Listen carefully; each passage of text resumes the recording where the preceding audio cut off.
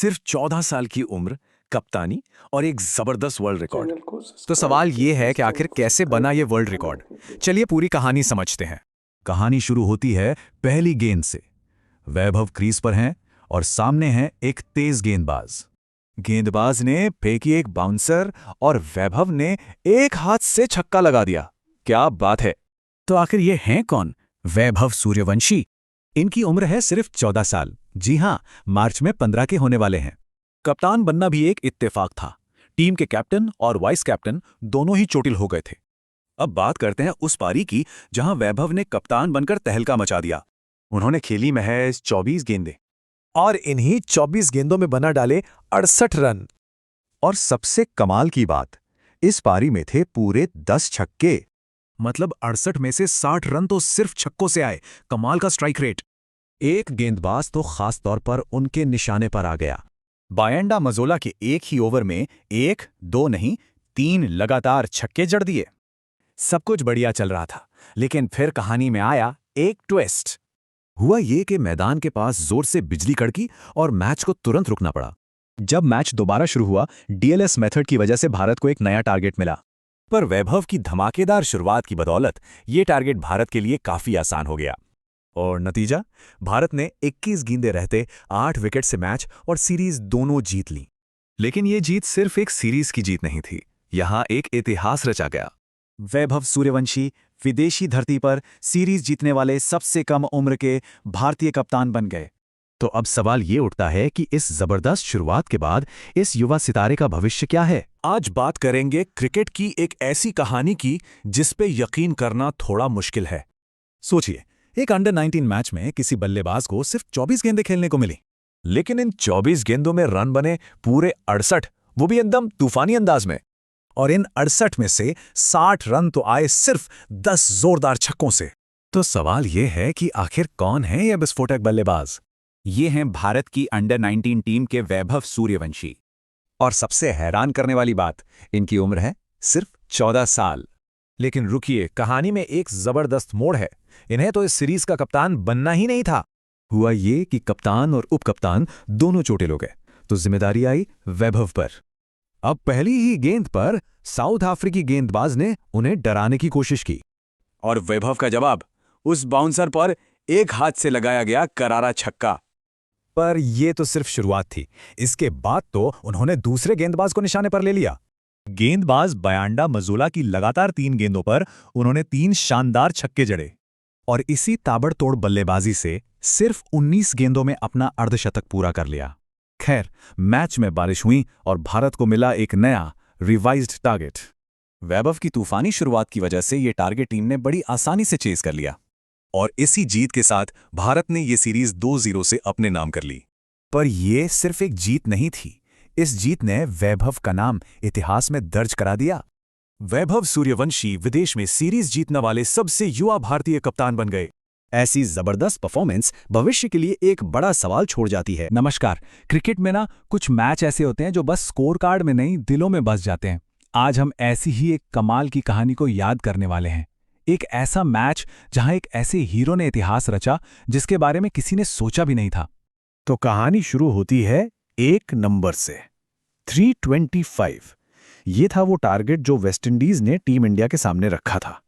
और सुनिए, उस जमाने में इतना बड़ा स्कोर चेस करना भाई लगभग एक इम्पॉसिबल मिशन था। कोई सोच भी नहीं सकता था। सोचिए, वेस्टइंडीज जैसी तगड़ी टीम के सामने 325 रन्स, ये तो जैसे कोई पहाड़ चढ़ने जैसा था। इसके लिए ना कोई आम परफॉर्मेंस नहीं, बल्कि एक चमत्कार चाहिए था। एक ऐसी पारी जो सालों में एक बार देखने को मिलती है। लेकिन इतने बड़े पहाड़ जैसे टारगेट का पीछा करते हुए इंडिया की शुरुआत बिल्कुल अच्छी नहीं रही। थोड़ी देर तो लगा कि सब ठीक है, कुछ बाउंड्रीज आईं, पर फिर इनिंग्स ऐसी लड़खड़ाईं कि टीम इंडिया एक बहुत बड़ी मुश्किल में फंस गई। और यहां देखिए, पत्तों की तरह विकेट्स बिखर गए। पहले एक झटका शुरू में ही लग गया, फिर गांगुली ने 2-4 अच्छे शॉट्स मारे और आउट। लक्ष्मण ने 66 रन की एक शानदार पारी खेली, पर किस्मत देखिए, रन आउट हो गए। और उनके तुरंत बाद युवराज भी चल दिए। सोच सकते हैं, पूरा स्टेडियम एकदम शांत, पिन ड्रॉप साइलेंस। मतलब आधी टीम पवेलियन में और टारगेट अभी भी बहुत बहुत दूर था। जीत की जो थोड़ी बहुत उम्मीद थी ना, वो भी लगभग खत्म हो चुकी थी। ऐसा लग रहा था बस गेम ओवर है, मैच हाथ से निकल चुका है। लेकिन जब सब कुछ खत्म लग रहा था, जब सारी उम्मीदें टूट रही थीं, तब क्रीज पर एक आदमी खड़ा था, इंडिया का सबसे भरोसेमंद खिलाड़ी, जिसे दुनिया कहती है द वॉल, राहुल द्रविड़। और इतने प्रेशर के बीच राहुल द्रविड़ ने अपनी 50 पूरी की। ये सिर्फ 50 रन नहीं थे, समझिए, ये वो दीवार थी जो इंडिया की टूटती हुई उम्मीदों को एक साथ जोड़े हुए थी। जब आसपास सब कुछ ढेर हो रहा था ना, द्रविड़ ने एक एंड पकड़ के रखा, मजबूती से। उन्होंने साफ कह दिया था, मैं हार नहीं मानूंगा। और चेज की उम्मीद किसी तरह बस उन्हीं की वजह से जिंदा थी।